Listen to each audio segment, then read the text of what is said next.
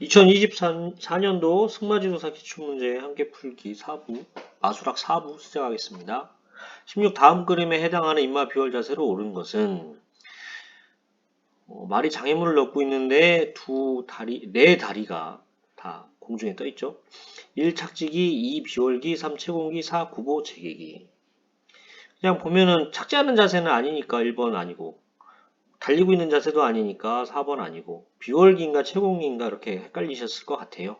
그래서 보시면은 비월기는 말 그대로 그 비월이라는 단어가 넘는다는 의미잖아요. 그래서 요거는 앞다리는 떠 있고 뒷다리만 닿아 있는, 말이 넘기 위해서는 뒷다리로 말이 일어서야 되잖아요. 그 단계, 그게 비월기가 되겠습니다.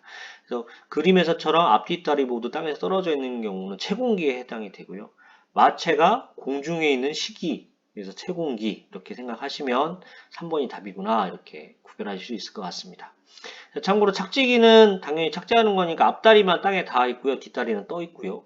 구보 재개기는 뒷다리까지 착지해서 구보가 다시 시작되는 단계, 구보 재개기가 되겠습니다.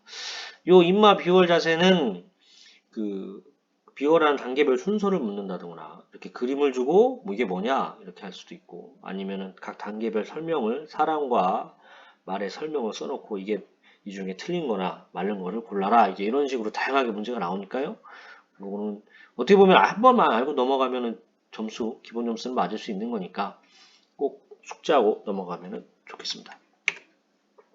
17 연속 장애물에 대한 설명을 옳지 않은 것은, 올해는 장애물 문제가 되게 많이 나왔어요. 이게 보면은 그 승마지도사나 그런 조련사, 그 다음에 자활승마지도사 같은 경우에 어쨌든 마사회에 사는 시험에는 장애물이 없잖아요. 그래서 보면은 장애물 부분을 약간 많이 안 하다 보니까 약간 뭐 등한시라고 해야 될까요? 좀 이렇게 책을 봐도 이렇게 와닿지가 않은 부분들이 있는데, 어쨌든 그래서 그런지 올해 허를 찌르기 위해서 장애물 쪽 문제가 많이 나오지 않았나 좀 생각을 해봅니다. 어쨌든 연속 장애물에 대한 설명으로 옳지 않은 건데요. 1번 연속 장애물에서는 말의 운동 능력이 어느 때보다 요구된다. 당연히 그냥 한 번 넘는 것보다 여러 번 넘어야 되니까 운동 능력이 요구되겠죠. 연속 장애물은 두 번째 장애물이 중요하므로 접근 시 두 번째 장애물을 보면서 들어온다. 이거 좀 이상한데요. 보면은 여러 장애물이 있을 때 앞 장애물을 편하게 넘어야 뒷 장애물도 같이 그냥 묻어서 넘어가는 약간 그런 느낌이 있습니다. 그래서 2번은 좀 이상한 문장인 것 같고, 3번은 연속 장애물의 정확한 보폭을 측정하기 위해서는 기승자가 직접 걸어보는 방법이 좋다.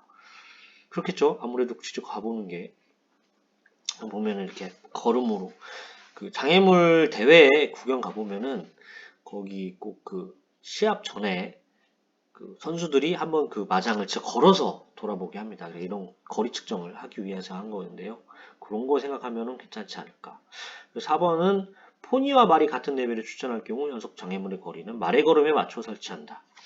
그러니까 포니가 작은 말이니까 이게 문장 내용 자체가 포니가 작은 말이니까 큰 말과 조그만 말이 같이 시합을 할 때 이제 장애물의 거리를 말에 맞추냐 아니면 조그만 포니에 맞추냐, 이런 질문인 것 같아요. 그래서 요거는 아리송할 수 있을 것 같아요. 해설을 먼저 해드리면은 말 그대로 아까만 1번, 3번은 말씀드린 대로 맞고요. 2번도 책에 연속 장애물의 첫 장애물을 잘 띄게 되면 뒤 장애물도 무리 없이 뛸 수 있다. 장애물 해보신 분들은 아실 텐데 코치들이 첫 번째 장애물을 넘을 때 반드시 넘는 것을 되게 강조를 합니다. 왜냐면 첫 번째 장애물부터 반드시 안 들어오면은 두 번째, 세 번째 장애물은 볼 것도 없기 때문에. 그래서 보시면은 첫 번째 장애물이 가장 중요하고, 그리고 첫 번째 장애물을 잘 넣으면 뒤 장애물 무리 없이 뛸 수 있다, 이렇게 보시면 되겠고요. 4번 같은 경우에도 책에는 포니와 말이 같은 레벨 이렇게 출제할 경우에 말에 맞춘다 이렇게 되겠습니다. 포니에 맞추게 되면은 큰 말 같은 경우에는 좀 많이 불리함이 있겠죠. 말에 맞췄을 경우에는 포니가 좀 여러 걸음을 재서 가면 되는데, 물론 이게 상황에 따라서 수축을 시킨다거나 건 필요하겠지만, 그래서 말에 맞춘다 이렇게 알고 계시면 될 것 같습니다. 그래서 답은 2번 되겠습니다. 또 장애물 문제입니다. 장애물 시합을 위한 연습에 대한 설명을 옳지 않은 것은 1. 시합장처럼 여러 장애물을 동시에 뛰어보게 한다. 2. 말이 격자 장애물을 넘기 시작하면 굽으로 작은 수직 장애물을 시도한다. 3. 평지 운동을 통해 말이 부드러워질 수 있도록 뒷다리 추진력 운동을 해준다. 4. 장애물 높이와 무관하게 일정한 리듬과 속도를 유지할 수 있도록 평정심을 가진다. 이거 솔직히 책 안 보시고 장애물 안 해보고 있으면 다 아리송한 문장들입니다. 근데 장애물 시합이라 장애물 시합까지는 아니어도 장애물을 해보신 분들 같은 경우에는 아실 수 있을 것 같아요. 보시면 1번, 2번, 3번이 맞는 내용이고요. 4번이 틀렸습니다. 답 먼저 설명을 드리면 장애물이 높아짐에 따라 리듬, 균형, 추진력을 잃지 않도록 해야 된다. 왜 그러냐?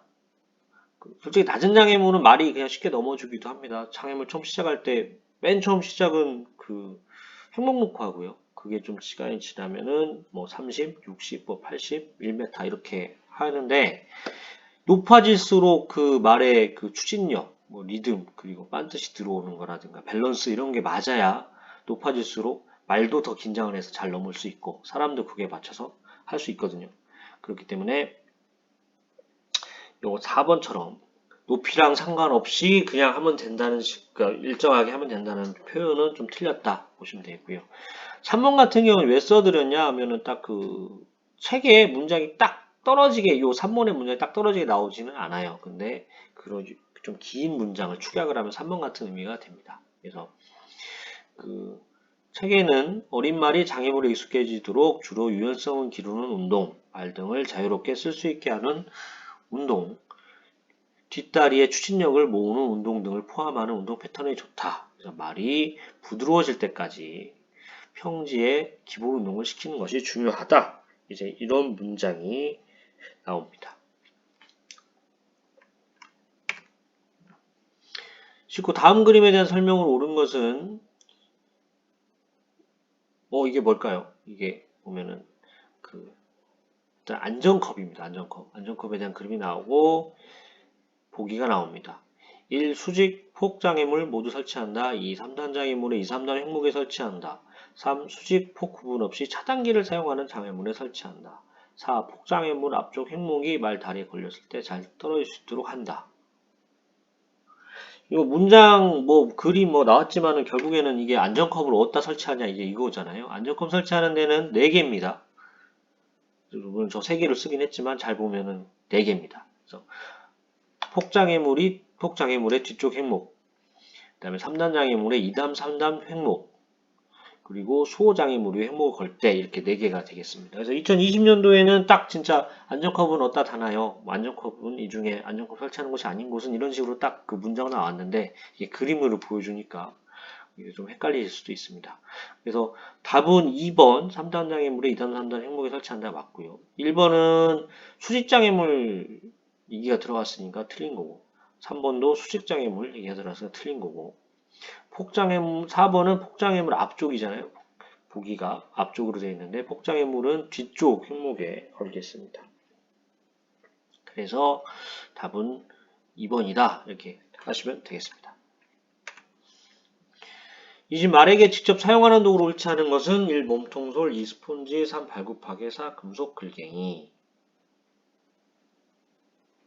요거는 마방에서 말 한번 이렇게 마방에서 장안소로 말을 끌고 와서 장안을 다 끝까지 해보신 분들은 쉽게 푸실 수 있지 않을까 생각이 듭니다. 먼저 오면은 말 장안하려고 내려오면은 발끝부터 파고 그 다음에 몸통솔이나 이런 걸로 해서 먼지 같은 거 털어주고 얼굴 같은 데는 스폰지나 이런 걸로 이렇게 얼굴이나 똥꼬 같은 데는 스폰지로 이렇게 털어주고 이렇게 그 다음에 장안을 하고 이렇게 진행을 하잖아요. 참고로 금속 글갱이 같은 경우에는 말에게 사용해서는 안 되겠습니다. 왜냐면은 당연히 이제 금속이니까 날카로울 수도 있고 말 피부에 상처를 입힐 수도 있잖아요. 그래서 금속 글갱이는 몸통용 소울에 먼지나 털이 끼었을 때 그거를 청소하는 용도로 금속 글갱이를 써야겠습니다. 이거는 시험 문제도 아닌 차례 나온 적이 있었어요. 그리고 스폰지 같은 경우에 그 숨이 죽은 스폰지를 사용한다, 안 한다. 요거 시험 문제 전에 한번 난 적이 있죠. 그래서 숨이 죽은 스펀지 사용하면 안 되겠습니다. 말 조각이 뭐 눈에 들어가거나 이러면 안 좋을 수 있기 때문에 그런 부분도 추가적으로 알아두시면 좋을 것 같습니다. 그래서 20번의 답은 4번이 되겠습니다. 이상으로 그 마술학 4부를 마치고요. 5부에 뵙도록 하겠습니다. 도움이 되셨다면 구독과 좋아요 부탁드리겠습니다. 감사합니다.